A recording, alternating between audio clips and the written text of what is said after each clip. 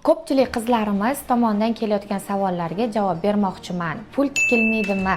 Faberlik kompaniyasida millionlab oylikka chiqish imkoniyati sizda bor. Aynan siz bu biznesda pul tikmasdan turib ish boshlay olmaysiz, lekin kompaniyamizda katta pul tikish kerak emas. Siz atigi 150 ming so'm bilan bemalol biznesingizni boshlashingiz mumkin va keyinchalik siz ham 21 kunda kamida 5 milliondan 50 milliongacha oylikka chiqish imkoniyatiga egasiz. Xarajatsiz harakat nolga teng. Hech qaysi biznes sarmoyasiz bo'lmaydi. Siz katta daromad topishni xohlaysiz, lekin arzimagan summa uchun o'zingizni to'xtatib qolyapsiz. Pul topishni xohlaysiz, lekin nimaga xarajatga kelganda qochasiz? Siz Faberlik kompaniyasiga a'zo bo'lganingiz uchun hech qanaqa pul bermaysiz.